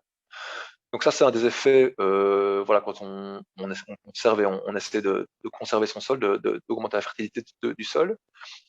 À long terme, on peut avoir aussi, sur la fertilité et sur la réduction des engrais, des effets quand même assez bénéfiques. Là, c'était un essai, c'était du côté, c'est dans le Condro liégeois, où on a un colza, on voulait faire un test avec les plantes compagnes. Il y a une partie du champ où on n'a pas du tout fertilisé, 0 unité d'azote, et une partie du champ où on a mis la fertilisation classique, 175 unités. Et donc vous voyez sur la photo, en fait ici le colza il est plus chétif, il est plus précoce parce qu'il est stressé, donc il accélère son cycle et donc il est déjà presque en fleurs, alors que le colza de gauche, il est encore bien vert, bien nourri. Et donc voilà, on se disait bon voilà, on va peut-être perdre du rendement, mais c'est pour un peu voilà faire un test sur une petite surface. C'était 20 arts, hein. Faut pas non plus faire ça sur 10 hectares. Et au final, donc après on a pesé, hein, donc on fait des grandes bandes et puis on pèse les big bags pour voir un peu ce qu'on a récolté. Eh ben, une grosse surprise. Dans le sol, dans la terre, avec 0 fertilisation, on a quand même sorti 4,84 tonnes de colza à l'hectare. On était à 5,3 dans la partie fertilisée, donc on était à une demi-tonne en plus. Mais en fait, au niveau économique, en fait, c'est cette modalité-là qui était la plus intéressante. Et ça, c'est plutôt aussi pour montrer que même sans fertilisation, dans un sol, ici c'est un sol qui est en semi-direct depuis 3 ans, avec des gros couverts, avec la restitution des fumiers tous les 2 ans, on peut commencer après 4-5 ans, même un peu plus, à réduire les doses d'engrais sans perte de rendement. Ici, sur le sol à 0 unité d'azote, on aurait mis 100 unités, on aurait eu le rendement équivalent enfin non, justement, qu'un autre champ moins fertile où on aurait dû mettre 200 kilos, enfin 200 unités d'azote pour avoir le même rendement. Donc voilà, quand on commence à augmenter la fertilité de son sol, on investit dans son sol et sur le moyen long terme, on aura aussi des retours qui peuvent être très intéressants. Et un des retours aussi qui est quand même aussi assez intéressant, c'est que quand on augmente la biodiversité de ces sols, c'est qu'on on peut en fait réduire fortement les intrants sans perdre de rendement, les intrants chimiques, les produits phyto. Pour les cultures qu'on maîtrise bien, voilà, froment, escourgeon, colza, où là on a vraiment la main sur les cultures, il y a pas, on peut prendre des risques. Donc on a comparé en fait agriculture de conservation et on va voir ici conventionnel, voilà, assez pour l'aborder, mais enfin voilà, c'est des systèmes en transition. Et donc en froment, en escourgeon et en colza, en AC, on réduit de 44% son utilisation de produits phyto. Donc c'est quand même une réduction importante. Et pourtant, on a des rendements un tout petit peu plus faibles. Mais là, vu qu'on a une réduction forte des intrants, on a finalement autant d'argent dans notre poche avec moins de pollution. Et là, on a des conservations des rendements. Donc, alors qu'on a utilisé moins d'insecticides, moins de fongicides, parfois pas de raccourcisseurs et au niveau du désherbage, on est un peu moindre aussi. En betterave, on a un rendement équivalent, là c'est pas significatif, 98 et 100%. Par contre, on a une augmentation d'utilisation de produits phyto. En fait, on remplace au printemps, enfin à l'hiver, on va remplacer le travail du sol, un labour pour détruire le couvert par un glyphosate. Voilà, on ne veut pas travailler le sol et donc ceci explique voilà, l'augmentation d'utilisation de produits phyto en betterave. On y travaille, voilà, on sait que c'est là qu'il faut chercher pour essayer de trouver des solutions pour conserver son rendement tout en réduisant ses intrants. Ouais, je sais pas, William. Enfin, on prendra toutes les questions à la fin ou Oui, on va faire comme ça. ouais, ok, ça va. Mais donc tu me poseras la question à la fin, ce sera plus facile. Ok. Donc voilà, ça c'était un peu, voilà, donc un peu où est-ce qu'on peut aller, mais concrètement, comment est-ce qu'on fait pour mettre en place ces pratiques? La première chose à faire, enfin, les deux premières choses à faire, c'est observer son sol. Observer son sol, par exemple, rien qu'en surface. Voilà, quand on voit un sol comme ça, en fait, ici c'est une expérience, on avait pendu du fumier de cheval à la surface du sol, et donc le fumier était très bien épandu, on voyait plus du tout le sol. Et on est revenu 2 semaines après, et en fait, on avait tout le fumier avait été mis en petites cabanes comme ça, ici, là et là. Et en fait, ce sont les vers de terre qui viennent chercher les débris végétaux et qui, en dessous de chaque cabane ici, il y a une galerie de vers de terre. Et donc, quand on voit ça, en fait, sur 1 mètre carré, on a une, deux, trois, enfin, on a des dizaines de galeries de vers de terre, de cabanes de vers de terre. Et donc, on se dit que là, clairement, on est dans le bon, on a un sol qui travaille bien. À l'inverse, quand on a des sols qui en hiver ressemblent à ça, euh, là on se dit merde, c'est un peu dommage quoi. Quand le sol est tout glacé, que c'est un miroir, là il n'y a plus du tout d'oxygénation du sol. Voilà, le sol est vraiment tout refermé, peu d'infiltration d'eau, très peu d'oxygénation du sol, et donc pas d'eau, pas d'oxygène, enfin en tout cas pas d'oxygène dans le sol, et donc beaucoup moins de vie. Et donc là, ce sont des cultures et c'est un peu tout le paradoxe, mais ici le blé, c'est un peu la force de l'agriculture conventionnelle, c'est que dans un sol comme ça, si on conduit bien son blé, qu'on va lui mettre une grosse dose d'azote, on va le protéger chimiquement, hein, on utilise des fongicides, on aura un rendement équivalent à ce qu'on pourrait avoir dans un sol comme ça. Parce que les intrants chimiques sont tellement efficaces que c'est vraiment très compliqué de les concurrencer. Mais par contre, le coût de revient de ce blé, hein, on pourrait avoir 10 tonnes, 12 tonnes de blé dans un sol comme ça, mais le coût de revient de la tonne de blé sera bien supérieur à un blé cultivé sur un champ comme, là, si vous voyez, voilà, comme celui-là. Je ne sais pas si ça fait un peu un décalage, voilà. Donc voilà, quand on investit dans son sol, en fait, on réduit ses coûts. Et donc, même si on réduit un petit peu son rendement, dans l'absolu, on conserve sa marge parce qu'on réduit ses coûts de production. Observer son sol, donc première chose en surface, hein, on regarde son sol et on voit un peu, on essaie de voir ce qui se passe. Un autre test simple et un test simple et facile, c'est la tige pénétrométrique, qui est simplement en fait une tige en métal qu'on va enfoncer dans le sol. Comme ceci, ça peut souder, simplement on prend une tige en métal et puis on soude un T au-dessus, il n'y a pas besoin de poignée. Et alors on vient la prendre et on l'enfonce dans le sol, hop, plusieurs fois. Et en fonction au ressenti qu'on a dans la main, on va pouvoir en fait voir la dureté du sol. Hop, voilà. On va pouvoir voir en fait si le sol est compact ou pas, et on aura par exemple des profils comme ça où voilà, si l'horizon ici, l'horizon labouré, il est donc plus c'est vers la droite et plus c'est compact. Et donc en fait on voit qu'on a un horizon qui est très friable, en tout cas peu poreux, enfin peu justement poreux, ça s'enfonce facilement. Et puis après on a une zone de résistance et puis après seulement ça revient. Et donc on gradue notre tige. Et alors on sait qu'à 30 cm par exemple on a une zone de compaction. Et donc après, on pourra aller voir, et si on doit faire un travail de sol, eh ben, on sait qu'on devra aller travailler cette zone-là pour la décompacter. Voilà. Ces documents-là et ma présentation, je vous les enverrai, je les enverrai à William pour vous les aurez. Ça, c'est un guide qui a été fait, un très bon guide qui a été fait par AgroTransfert en France, qui est vraiment très très complet. Voilà. Un autre test plus polyvalent, mais qui demande un peu plus de temps, et voilà, qui est bien connu, c'est le test Bêche. Donc ça, hop, je vais commencer par là. Simplement, voilà, ici on prend une mode de sol. Ici c'est dans un couvert. Non, c'est dans un colza associé par contre. On voit, oui, si vous voyez bien l'écran, en fait, là, donc j'ai sorti une mode du sol et en fait les horizons se sont séparés naturellement. C'est pas moi qui ai décidé de que ça allait se casser là ou se casser là. Et ce qu'on voit, c'est que ici, c'est l'horizon, donc il doit faire à peu près 8-10 cm, c'est l'horizon de préparation de sol. Donc là, on a affiné le sol sur 10 cm, et donc ici, le sol, on voit des galeries, on voit des racines, il est en bon état structural, les plantes arrivent à bien s'enraciner. Par contre, dès qu'on arrive à 10 cm, et ça jusque à peu près 20 cm, on a un sol qui est plus compact. Donc il y a beaucoup moins de porosité, et les racines ont beaucoup plus difficile pour s'enraciner. Ça, à mon avis, c'est sujet d'une ancienne compaction. On a eu un passage de machine qui a compacté le sol. En fait, il l'avait compacté sur 20 cm, mais vu qu'on a retravaillé, on a restructuré l'horizon de surface, on ne voit plus que l'horizon ici en profondeur qui est compacté.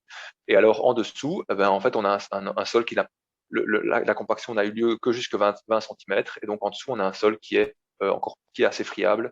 Donc voilà, ça c'est une bonne nouvelle. Et donc, on sait que pour une culture exigeante, une betterave par exemple, on devra aller travailler jusqu'à 20 cm pour décompacter, parce qu'on a une zone compacte ici à 20 cm. Et ça, on ne peut le savoir que si on a fait un trou, on a observé son sol. Et donc, il y a également un test normé, hein, le test Bêche, qui est également un petit guide qui a été très bien fait aussi dans la même série que l'autre, où il vous montre, voilà, enfin, il y a plein de trucs, il vous montre un peu comment observer son sol et après comment lui donner une note. On peut en fait coter son sol et lui donner une note de 1 à 5, 1 étant un sol idéal, 5 étant un sol très compacté. Et ça permet aussi, en fait, avec un cahier de champ, on peut tous les ans aller refaire des tests de bêche et puis suivre un peu l'évolution de la structure de son sol en fonction de ses pratiques. Voilà, je vous enverrai également ce test-là. Et alors, hop, un troisième test beaucoup plus complet, mais plus lourd à mettre en place, c'est un test, le profil eutélescopique, où là, en fait, on va prendre un télescopique, les fourches à palettes, et on va aller enfoncer les fourches à palettes dans le sol et soulever. Ici, donc, on soulève jusqu'à presque 60 cm de sol, et au lieu de se baisser pour aller observer les sols, c'est le sol qui monte, et donc c'est beaucoup plus facile d'observer. Et ici, par exemple, c'était un essai qu'on a fait juste avant d'arracher des betteraves. Donc, on a fait un profil avant d'arracher les betteraves. Donc voilà, le sol était assez bien structuré, avec des racines qui descendaient jusqu'à 60 cm. Et puis on a refait le même test après l'arrachage des betteraves. J'ai pas d'autres photos, et on voit en fait ici que là le sol il est compacté, alors en profondeur, il est un peu moins compact. Mais ici, donc l'arracheuse, l'intégrale a vraiment fait du dégât, elle a compacté le sol. Mais on est un peu rassuré parce qu'on voit qu'on a quand même des galeries d'activité biologique qui va permettre de restructurer ce sol. Et donc, voilà, on dit, OK, là, c'est pas grave, je vais retravailler uniquement en surface et je vais laisser faire les vers de terre. Ce sont eux, les vers de terre et les racines, ce sont eux qui vont me restructurer mon sol. Et donc, pareil, je vous le montre ici, un petit test, un petit fascicule qui vous permet un peu de voir comment faire ce profil au mieux. Voilà. Donc ça, c'est vraiment la première chose, apprendre à observer son sol pour vraiment voir. Chaque fois qu'on travaille son sol, en fait, le problème quand on travaille le sol, le labour et le travail du sol ont des intérêts, mais il y a des moments où on le fait sans, ça a aussi des impacts négatifs, et quand on le fait sans réfléchir uniquement parce qu'on a toujours fait comme ça, parce que ça fonctionne, eh ben, en fait, on crée des impacts négatifs alors qu'on aurait pu faire, on aurait pu cultiver aussi bien, mais sans impact négatif. Donc voilà, observer son sol. Est-ce qu'on est obligé de décompacter? Est-ce qu'en fait, il n'y a parfois pas besoin de décompacter s'il n'y a pas de compaction? Et donc, pour le savoir, on va observer son sol. La deuxième chose, et qui est liée à tout ça, c'est qu'il faut vraiment, quand on change de système, parce que c'est facile, enfin, voilà, n'importe quel système, quand on effectue des changements, il y a une prise de risque. Et donc, pour limiter les risques, je vous conseille vraiment de vous informer, de vous former, par exemple en suivant un petit webinaire comme ici, mais également en lisant des magazines spécialisés, par exemple la revue TCS en France, ou en regardant des vidéos sur YouTube. La chaîne Vers de Terre Production est vraiment une mine d'or d'informations, avec énormément d'intervenants de qualité. Le site Agriculture de Conservation est aussi, il y a plein de témoignages et de retours d'expérience, voilà, qui peuvent vous aider. Et alors, il y a des webinaires, ça, il faut un peu se tenir au courant. Je sais que sur le AgriWeb, enfin, en Belgique, voilà, ou alors regardez dans le sillon belge, dans les rubriques, il y a plein de formations qui se font. Et donc, voilà, ça prend un peu de temps, mais dans l'absolu, c'est un investissement en connaissance qui vous permettra d'éviter de faire des erreurs par la suite. Voilà, donc concrètement, et donc on va pouvoir rentrer, je vais aller très vite fait, je parle beaucoup, on va pouvoir rentrer un peu dans le débat du sujet, je vais aller vite, on va faire ça, ça va être le plus facile. Donc, et concrètement, comment est-ce qu'on met en place voilà, par exemple, pour les cultures industrielles, betteraves, comment est-ce qu'on fait pour mettre en place ça? La première chose, c'est vraiment le couvert, c'est vraiment lui, si on doit commencer par un des trois piliers de l'agriculture de conservation, c'est investir dans les couverts, augmenter la couverture de son sol, et les couverts vont nourrir la vie du sol, le dynamiser. Et donc, si même au début, on continue à travailler fortement son sol, on va quand même améliorer la résilience du sol. Et puis, petit à petit, après, voilà, on peut avoir des cas où on peut aller jusqu'à des semi-directs de betterave, où là, on travaille plus sous le sol, et on a des levées, parce que je vous montre, ouais, voilà, on a des betteraves, si ça ne bug pas. Voilà, il y a un petit décalage. Voilà. Et on a des betteraves en fait qui sont bien implantées, même sans travail du sol. Et alors, une des grosses problématiques en betterave actuellement, c'est la suppression des néonicotinoïdes et la jaunisse avec la transmission des pucerons. Et donc, on a testé en fait une association de betteraves avec de la févrole. Hop, voilà, comme ici. Vous voyez, en fait, on a les betteraves ici, et on a des févroles qui poussent à côté, et ces févroles, en fait, qui vont permettre d'attirer les auxiliaires et de gérer les populations, naturellement, de gérer les populations de pucerons. Et donc, on a voilà, des févroles et des betteraves qui cohabitent, et on a tous des auxiliaires qui vont venir, qui sont attirés en fait par la févrole, et des pucerons aussi qui sont attirés par la févrole, et qui vont, en fait, ça va permettre de très fortement limiter les attaques de pucerons et les attaques de jaunisse. Et donc ici, par exemple, c'est des comptages on a fait à Enghien dans un sol, donc cette année, où on a fait des comptages de pucerons entre betteraves associées et betteraves non associées.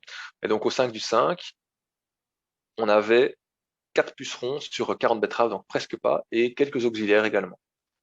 Dans les betteraves conduites classiquement, hein, culture pure, on avait déjà beaucoup plus de pucerons et on était au-dessus du seuil d'intervention, on avait peu d'auxiliaires. Et donc là, normalement, on aurait dû déclencher un insecticide pour gérer ces pucerons. Dans le cadre de l'essai, on l'a pas fait, mais normalement, on aurait dû le faire si on suivait les bonnes pratiques agronomiques. Et puis, on voit qu'un jour après, on a refait des comptages, on voit que là, et c'est un peu ça quand on joue avec du vivant, c'est que tout n'est pas parfait et il faut des temps d'adaptation. Et donc, on a une population de pucerons qui augmente fortement, mais aussi une population d'auxiliaires qui augmente fortement. Et on se dit, là, on aurait dû traiter, mais bon, voilà, il y a quand même beaucoup d'auxiliaires, on va se dire, on va attendre et on va laisser faire, on va voir ce qui se passe. Et en betterave associée, on a aussi une énorme augmentation des pucerons et des auxiliaires, mais on a beaucoup de pucerons, énormément de pucerons, et donc là, en fait, clairement, on est dépassé. Et puis, on a attendu, on n'a pas fait de traitement, on s'est dit, on va laisser faire la nature, on va voir ce qui se passe. Et dans les betteraves associées, les auxiliaires ont réussi à manger et à réguler les pucerons. Et donc, on est repassé pile au seuil de nuisibilité. Donc, on n'avait plus de raison de traiter. Le traitement insecticide n'était plus rentable. Il n'y avait pas besoin de le faire. À l'inverse, dans les betteraves non associées, même s'il y avait beaucoup d'auxiliaires, on a eu quand même, les pucerons étaient quand même encore fort présents. Et donc, là, on aurait dû retraiter si on voulait conserver un rendement important et limiter les dégâts de jaunisse. Donc voilà, et donc ça c'est un peu un exemple en montrant qu'on peut remplacer un insecticide ou des insecticides voilà, comme le TPK, le Movento, par une association quand c'est bien conduit, avec des résultats qui peuvent être quand même assez intéressants. Et comme je vous disais, l'association, en 2019, on a fait un essai à Terroigne, où là, en fait, on avait semé trop, les févroles étaient trop denses, et donc on avait concurrencé la betterave. C'est pour ça qu'il faut adapter, voilà, il faut vraiment éviter de refaire les mêmes erreurs, et donc parler et s'informer avant de faire des tests. Et donc on avait le témoin, on était à 122 tonnes, alors on avait perdu pas loin de 20% de rendement, 30% de rendement avec l'association. Mais cette année, dans les betteraves associées, en fait, on a conservé, on a plus de rendement, on est à 100 tonnes, alors que dans le témoin betterave seule, on est à 95 tonnes. Et c'est pareil, dans les betteraves qui ont été, donc ça c'est des betteraves qui ont été, qui étaient atteintes de jaunisse. Donc ça c'est des betteraves, on a prélevé dans des lignes saines et dans des ronds de jaunisse. Et même dans les betteraves qui étaient attaquées par de la jaunisse, en fait, elles étaient plus vigoureuses que dans les betteraves qui étaient seules. Donc voilà, ça c'est un peu un petit exemple d'application concrète des principes de l'agroécologie en betterave, avec des résultats quand même assez intéressants. Et voilà, je parle d'association de culture, mais pour attirer les auxiliaires, on peut aussi mettre des bandes fleuries, voilà, des haies. William vous en parlera sûrement.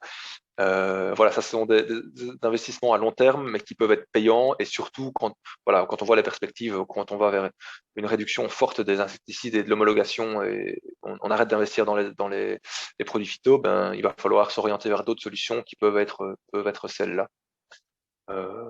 Voilà. Je vous parlais également des pommes de terre. Et en fait, donc les pommes de terre, le gros souci, enfin les deux gros soucis des pommes de terre, c'est l'utilisation quand même importante de fongicides, hein. C'est la culture qui consomme le plus de produits phyto. Et on a aussi un travail intensif du sol au printemps pour faire des buts. Et donc on s'est dit, comme je vous dis, le travail du sol au printemps, en fait, il est très néfaste pour la vie du sol, parce qu'elle se réveille de l'hiver, elle recommence à travailler, et puis directement, bam, on vient la perturber avec des travaux profonds, avec des travaux, une fraise, une buteuse. Et donc on s'est dit, est-ce que on pourrait décaler ce travail du sol profond à l'été, au moment où la vie du sol est plutôt au repos? Et donc c'est ce qu'on a fait. Juste après la moisson, on déchaume, on fait un travail quand même profond pour affiner la terre, pour faire un volume de terre. On sème un couvert et on vient buter. Et donc on fait les buts à l'automne, comme je disais, au moment où les vers de terre sont au repos. Et donc en fait, on a des buts qui sont faites avec un seul passage, des buts qui sont assez grossières, mais c'est pas grave, parce que là-dessus, on va avoir un couvert qui s'installe, qui va couvrir les buts. Donc voilà, on a testé plusieurs couverts plus ou moins diversifiés. Et c'est ce couvert qui va permettre en fait de structurer la butte et de la consolider naturellement. Et au printemps, on vient en un passage, hop, voilà, on vient en un passage planter les... Je sais pas comment ça rame chez vous. Zut.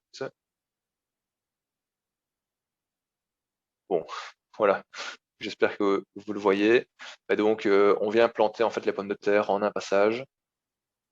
Et donc, on a un très très léger travail du sol.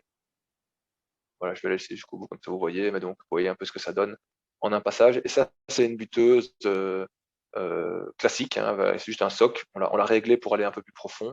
Et donc, on a des bons résultats. Enfin, on tend vers des bons résultats.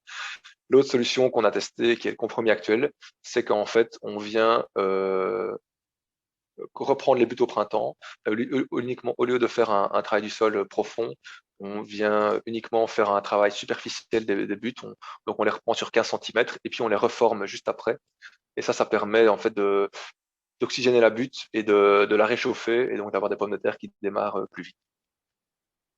Voilà. Et alors, quand on voit ça, donc les buts en semi-direct, en fait, quand il pleut, on a des buts qui sont l'eau s'infiltre, on a une butte qui est mouillée, alors que en labour, en fait, on a une croûte de battance et l'intérieur de la butte est sec et on a eu de l'érosion.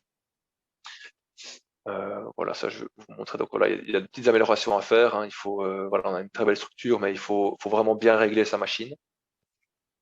Et en labour, là, c'est en fait, on a une mode des pommes de terre qui se développent un peu mieux, mais on n'a pas de structure. En fait, on a vraiment limité très forte. On a vraiment cassé la structure. On a vraiment fait de la farine. Donc une structure qui est farineuse, mais très instable. Donc voilà, on a plus de, je vais un peu accélérer, mais plus de mycorhizes dans les buts en semi-direct qu'en labour. Et au niveau des résultats, en semi-direct, on a actuellement des petites paires de rendement. Voilà, on doit encore optimiser le système, mais dans les buts où on vient retravailler, et donc là dans la vidéo, si vous vous souvenez, il y avait la vidéo que je viens de montrer avec la planteuse, il y avait un vibro à l'avant, et donc en fait on vient remettre à plat les buts, mais sans travail profond, et puis on vient les reformer derrière. Et ça permet d'accélérer un peu de lancer un peu la minéralisation du sol, de réchauffer la butte, et donc on a, voilà, ici avec un travail très réduit. Donc là, c'était les résultats de 3 années, 2017, 2018, 2019. Et chaque année, en fait, on a ces buts d'automne retravaillés qui font vraiment des très très bons rendements. Comparé, et alors labour TCS, donc on a comparé les deux. Une année c'est le TCS qui est meilleur, une année c'est le labour. Donc voilà, toutes les cultures peuvent être cultivées en TCS quand c'est bien conduit. Voilà, c'est un peu plus délicat, mais on peut cultiver absolument toutes les cultures en TCS. Voilà, le labour n'est pas obligatoire, on n'est pas obligé de labourer pour cultiver des pommes de terre. Voilà, vous voyez les résultats. Clairement, on sort plus de rendement sans labour qu'avec labour dans la plupart des essais. Et je vous disais qu'un des autres problèmes de la pomme de terre, et donc ça c'est un peu un exemple, mais ça s'applique à tout, c'est la grosse utilisation de fongicides pour lutter contre le mildiou. Et donc, une des solutions serait c'est de choisir des variétés résistantes, ou en tout cas tolérantes au mildiou, pour avoir moins de dégâts. Et une des autres pistes qui commence à se développer de plus en plus, c'est en fait les fermentations de plantes, les préparations de plantes, où ici en fait on a trouvé, c'est un peu une recette de grand-mère, que les fermentations de fleurs de bleuet et de renouée du Japon auraient un effet anti-mildiou. Donc on se dit, bon, ok, on va tester, pourquoi pas, hein, on n'a rien à perdre. Et donc on a demandé la clinique des plantes à Louvain-la-Neuve de nous faire des tests. Et donc en boîte de pétri, c'est donc dans un milieu qui est favorable au mildiou. Ils inoculent le mildiou ici au milieu sur la petite pastille, et puis sur les pastilles ici extérieures, ils vont mettre plusieurs produits. Fongicides, du cuivre ou rien, ou notre produit. Et donc ici, par exemple, ça c'est du Revus, c'est un fongicide chimique, et donc on voit que le mildiou ne se développe pas du tout. Ici, c'est un autre fongicide, mais qui en fait, le mildiou commence à être résistant à ce fongicide, et donc il se développe quand même. Le témoin, donc le mildiou se développe fortement, et le cuivre, qui a donc un effet quand même fongicide important, il arrive aussi à limiter fortement les infestations de mildiou. Et dans le cas de notre produit, en fait, c'est un autre mécanisme qui se met en place. Ici, on a un mécanisme où on agit directement sur le mildiou, et c'est en fait lui qu'on cible, on va le tuer. Alors que dans la fermentation de plantes, on va en fait favoriser tous les autres champignons Et donc, c'est eux qu'on voit qui se développent dans la boîte de pétri. Et ces champignons vont prendre la place physiquement du mildiou qui ne pourra plus se développer. Et donc, vous voyez la partie de mildiou là, elle ne s'est pas du tout développée. Et donc, en fait, au lieu de favoriser le mildiou, on va favoriser tous les champignons auxiliaires qui nous aident. Et ce sont eux qui vont en fait concurrencer naturellement le mildiou. Donc voilà, et ça c'est valable, en fait c'est un peu la stratégie qu'on opère quand on augmente la biodiversité des sols, c'est qu'on favorise tous les organismes et que les organismes favorables vont naturellement réguler les pathogènes. Voilà, et donc sans utilisation de produits phyto. Ça se fait pas en un jour, mais après quelques années, on peut avoir des résultats quand même assez intéressants. On a aussi testé en association avec les pommes de terre des cultures en interrang, de la févrole, du radis, ici plutôt dans un but anti-érosion. Voilà, par exemple, on a testé le tournesol. Donc, vous voyez, le tournesol est beaucoup plus haut que les pommes de terre. C'est à éviter, ça totalement. Alors que, par exemple, ici, la févrole, elle est bien adaptée pour une association avec de la pomme de terre. Et donc, on a une conservation du rendement.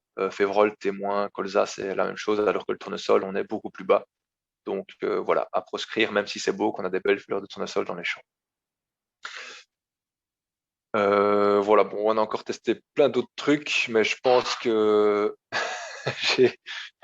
j'ai dépassé le temps imparti. Et si on veut laisser un peu de temps aux questions. Voilà, ça dépend des questions, quoi. Ouais, voilà. Pour Et je une pense petite demi-heure de questions, on serait bien de plus ou moins clôturer, même si c'est super intéressant.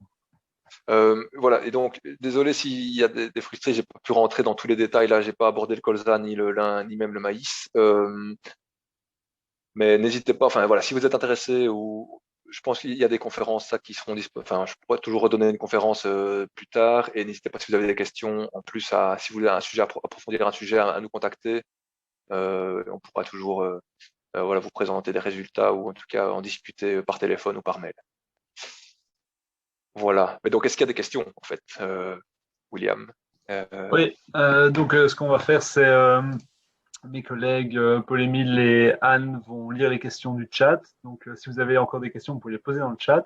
Alors, vous pouvez lever la main. Pour ça, vous pouvez cliquer sur le petit bonhomme en bas de l'écran, donc réaction, et vous pouvez alors cliquer sur lever la main ou mettre un petit émoticône. Et moi, je vous donnerai la parole si vous voulez poser votre question oralement. Donc voilà. Vous pouvez déjà lire les premières questions, chers collègues. Je vais prendre la parole alors. Vous m'entendez, ça va? Ouais. Oui. Oui. Alors, donc, il y a une question qui est posée par Marie qui se demande combien de temps on peut voir les bénéfices en fait de la mise en place de l'agriculture sous couvert. D'accord. Alors, en règle générale, on observe l'érosion, par exemple, on observe les bénéfices après un an. On ne laboure pas et on observera les bénéfices après un an quand on laisse la matière organique en surface. Les autres bénéfices au niveau de la biodiversité, la biodiversité, ça prend 3 à 5 ans. Ça dépend un peu comment c'est conduit. Et alors, au niveau de la réduction de la fertilisation, là, ça prend quand même 5, 6, 7 ans. Ça dépend un peu de l'énergie qu'on met pour redynamiser son sol. Par exemple, la technique la plus facile en fait pour redynamiser son sol, c'est si on met son sol en prairie, là en 2 ans vous mettez 2 ans de lucerne et puis vous repartez sur un sol hyper fertile. Voilà. Après, si vous voulez continuer à cultiver, vous n'avez pas de bétail, vous mettez plutôt des cultures d'automne, colza, céréales avec des gros couverts qui vont en fait permettre de redynamiser le sol. Alors que si on est dans des systèmes avec du légume, avec des épinards, avec des haricots, voilà, enfin on doit travailler le sol, on a des machines lourdes qui passent sur le sol, ça prendra un peu plus de temps. Voilà, ça dépend un peu des systèmes. Une deuxième peut-être question, c'était avec le test, là, avec les 2 modes de terre qui étaient plongés dans de l'eau.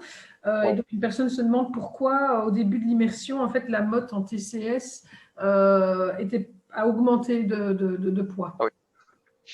Ça, c'est une bonne question, c'est que je ne l'ai pas précisé.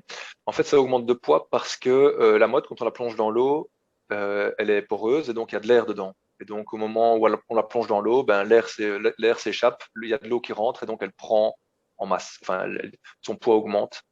En fait, la motte en labour, il y a aussi en labour, il y a aussi de la porosité, donc il y a aussi l'eau qui rentre, mais la dégradation est tellement rapide que cette pique, elle est directement annulée par la perte directement de poids.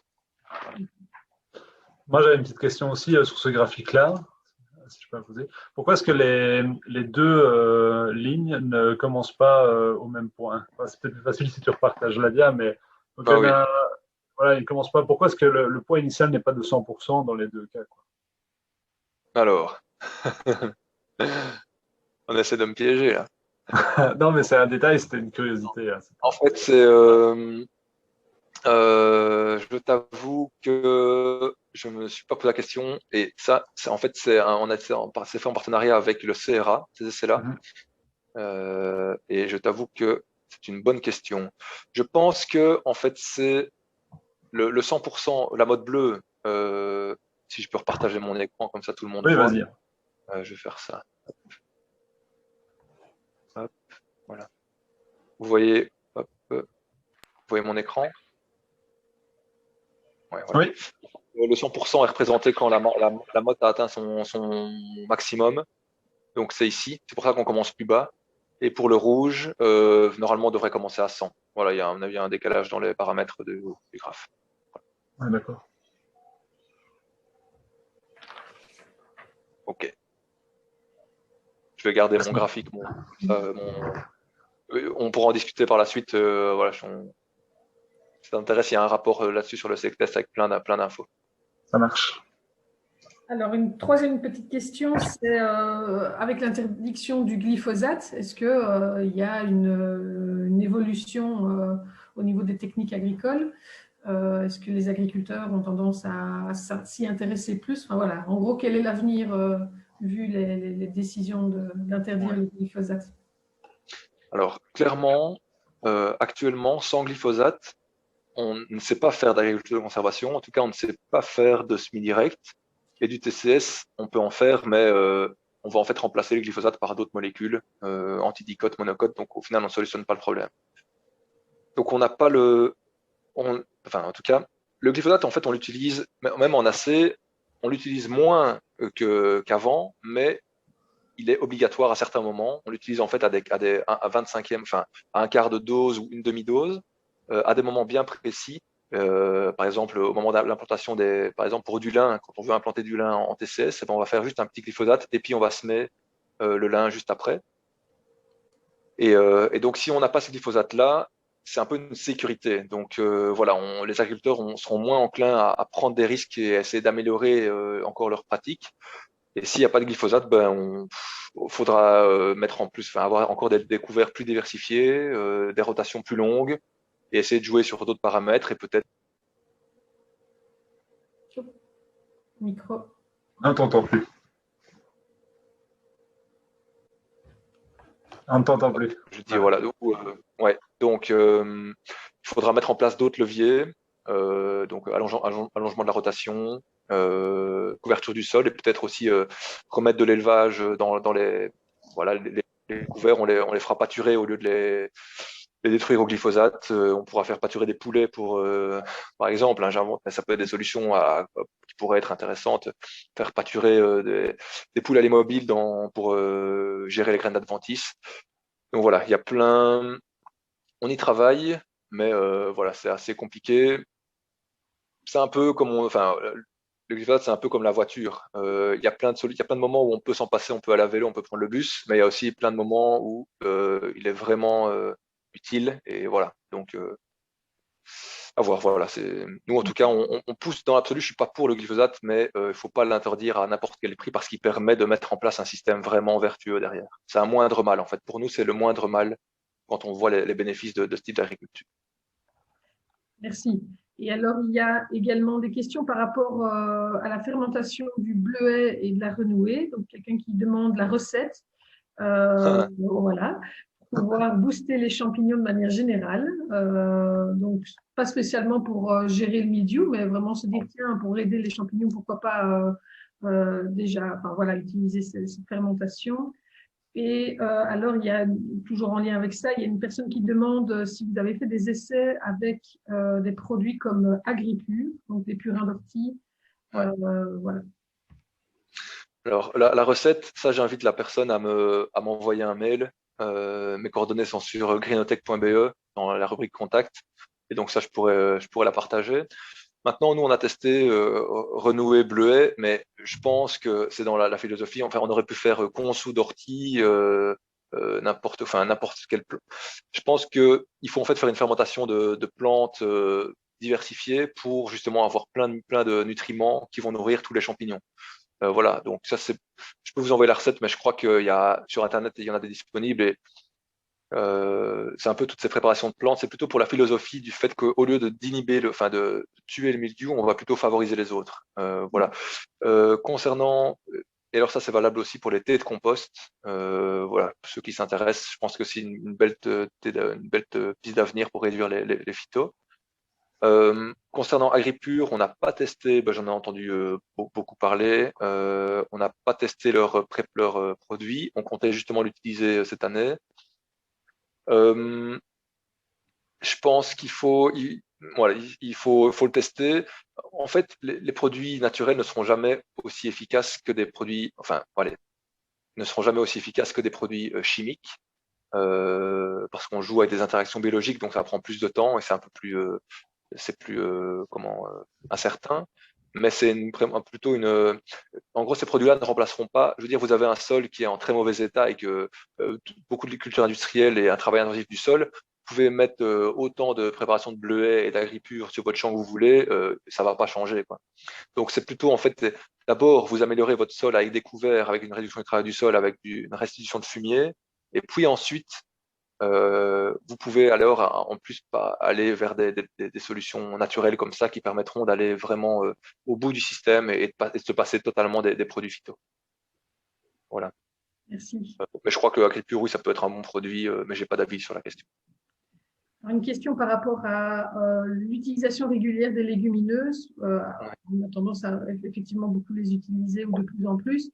Et donc là, la question, c'est de dire est-ce que il n'y a pas un risque de développement des aphonomistes? Si, Ouais. si, dans l'absolu, il y a un risque, mais en fait, ce risque, on va le limiter. Quand je dis utilisation des légumineuses, on utilise des légumineuses, mais toujours accompagnées avec d'autres plantes. Voilà, quand vous voyez dans le colza, on a mis des légumineuses, mais il y avait aussi du colza. En maïs, il y avait du trèfle blanc, mais il y avait aussi le maïs. Dans les couverts, il y avait du pois, il y avait de la veste, mais il y avait aussi du tournesol, de la facélie. Et donc, les légumineuses, on les utilise toujours accompagnées avec d'autres plantes, graminées, brassicacées ou autres. Et ça permet en fait, en diversifiant les plantes qu'on cultive, ben, en gros, c'est toujours la même logique, hein. Si vous mettez que des légumineuses, ben, vous allez favoriser, vous allez stocker du carbone, de l'azote, pardon, mais vous allez aussi favoriser les prédateurs et les ravageurs des légumineuses. Alors que si vous mettez une grosse diversité de plantes, dont des légumineuses, vous allez favoriser tous les auxiliaires et qui vont en fait réguler naturellement la phanomycès, les sclérotinia et plein d'autres maladies qu'on pourrait avoir. Voilà. Donc en gros, on n'a pas observé plus ou moins de maladies, enfin même moins en fait, on n'a pas observé plus de maladies. On a des agriculteurs qui mettent du poids dans leur couvert avant poids de conserve et on n'a pas de problème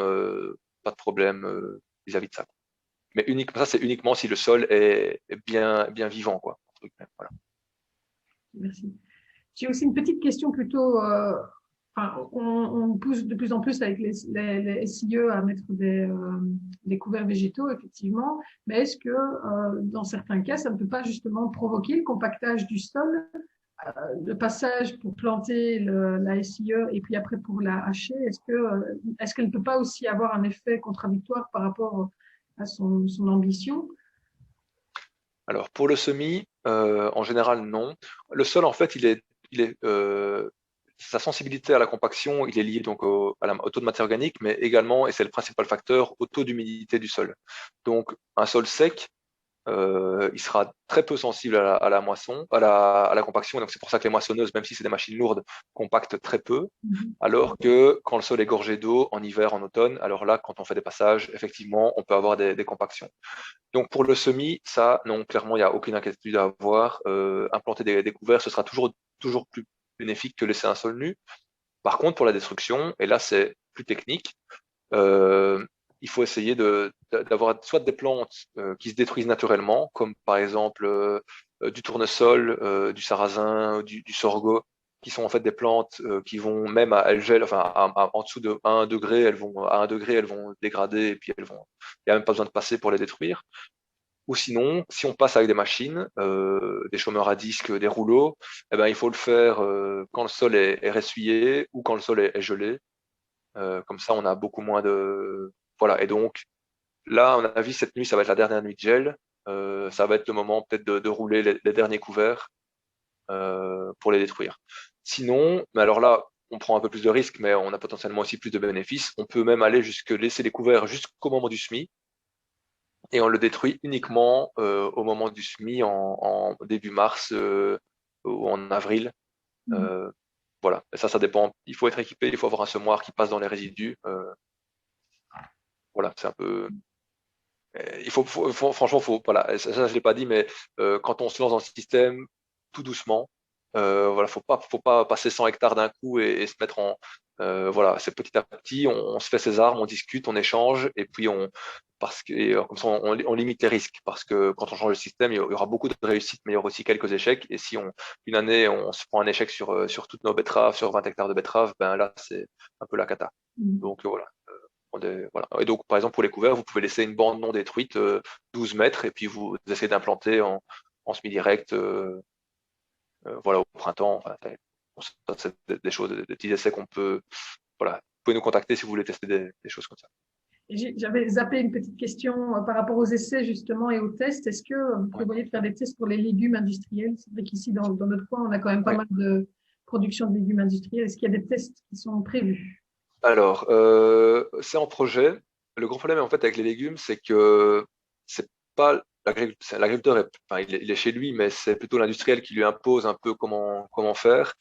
Et donc là, on essaye en fait d'avoir plutôt des réunions avec, pour ne pas le citer, Ardo, pour essayer en fait faire des tests et montrer qu'on peut cultiver du haricot sans labour, on n'est pas obligé de voilà, qu'il y a moyen de faire des légumes sans labourer.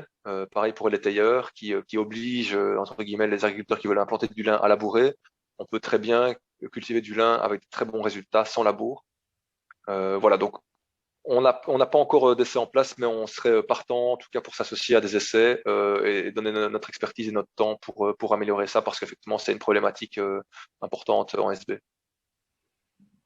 Alors, encore une dernière question. Donc, c'est comment un agriculteur ou voilà, comment on peut devenir adhérent à Grenotech? Ouais. Voilà. Bonne question ça. Donc, pour être adhérent à Greenotech, en fait, donc vous faites membre. Toutes les informations sont sur notre site Greenotech. Dans le rubrique au-dessus, c'est contact et affiliation. Et alors pour les agriculteurs, c'est 20 € par an. Donc c'est vraiment juste symbolique. Et alors quand vous faites membre, ben, après vous recevez notre newsletter avec des informations mensuelles, des invitations à nos événements. Et également, voilà, nous, on se déplace finalement pour aller les conseiller, pour faire des profils de sol, voilà, pour les conseiller dans la mise en place de pratiques sur leur ferme. Et j'en profite aussi tant que tu me fais penser à ça, pour faire un peu de pub, mercredi prochain, on organise la diffusion de notre film, voilà, parce qu'on a réalisé un film sur les agriculteurs, sur l'agriculture de conservation en Wallonie. Et donc, ce sera diffusé en live sur YouTube et sur Facebook à 20 h. Et donc, voilà, je vous invite si ça vous intéresse, un film documentaire suivi d'un ciné-débat, je vous invite chaleureusement à suivre ça. Ça va être très intéressant. Merci. Voilà, William. Oui, s'il n'y a plus de questions, je vais plus ou moins clôturer. Moi, c'est deux petites choses à dire. D'abord, merci Simon, c'était fort intéressant. Enfin, voilà, moi, j'ai appris plein de choses, c'était vraiment chouette. Donc, merci pour ton intervention. Avec plaisir. Voilà, alors deux petites communications. Je vais essayer de récupérer. Ouais, voilà. Donc, comme tu m'as tendu la perche sur les haies, ben voilà, l'un des premiers moyens pour sauter le pas facilement, c'est pour tout ce qui est biodiversité du sol, c'est de remettre des haies. Donc, au sein du GAL, on a un projet pour la réinstallation de haies sur le territoire. Donc, pour voilà, tous les objectifs que donc permettre les haies, donc réduire l'érosion, fournir de l'ombrage. On a aussi des demandes pour des haies fourragères. Et donc voilà, concrètement, très rapidement, comment ça se passe? Il suffit de m'appeler, dire que vous êtes intéressé. Donc, on fait des visites de terrain. On conçoit la structure de la haie avec vous, on choisit des espèces, on voit comment on va installer ça. Je rends un dossier et alors si vous êtes OK, je m'occupe de faire les demandes à la région Wallonne pour tout ce qui est subside. Donc il y a un subside qui existe de 80% des coûts. Et alors le GAL participe à hauteur de 20% de manière à ce que la haie finalement ne vous coûte rien. Alors je m'occupe de faire un appel d'offres pour faire venir des entreprises de plantation. Je suis le chantier, je le contrôle à la fin. Et donc, la haie, il n'y a plus qu'à l'entretenir par la suite, quoi. Donc, si vous êtes intéressé, vous pouvez prendre contact avec moi. Donc, mon adresse, c'est william.hortmans@esbignon.be. Ou alors, vous pouvez simplement répondre aux mails des AgriClub et Anne de Game me fera suivre les demandes. Donc, ça, c'était une première chose. Deuxièmement, donc les prochains AgriClub. Donc, on a mardi 23 février un AgriClub sur tout ce qui est travail à la ferme, bien-être. Donc, on a une enquête à remplir. Donc, c'est un peu spécial pour cet AgriClub-là. Donc, de manière à bien cerner vos attentes et avoir une présentation qui répond à celle-ci. Donc, on a une enquête à remplir. Ensuite, mardi 2 mars, présentation de l'outil Trésoferme pour tout ce qui est gestion de la trésorerie à la ferme. Puis mardi 9 mars, tout ce qui est légumes oubliés en grande culture avec des nouvelles pistes de diversification. Et alors pour finir, le mardi 16 mars, donc la production d'énergie renouvelable à la ferme, donc très intéressant aussi. Donc voilà, n'hésitez pas si vous avez encore des petites questions. Sinon, on se retrouve le 23 février. Je pense que c'est tout. Plus de questions? Okay. Peut-être une petite question ici. Non, mais bien merci. Ah, ça va. Eh bien, au revoir. Bon week-end. Et voilà, n'hésitez pas à nous contacter. Donc, toutes les infos sur greenotech.be. Merci, au revoir à tous. Merci pour l'invitation, William. Au revoir.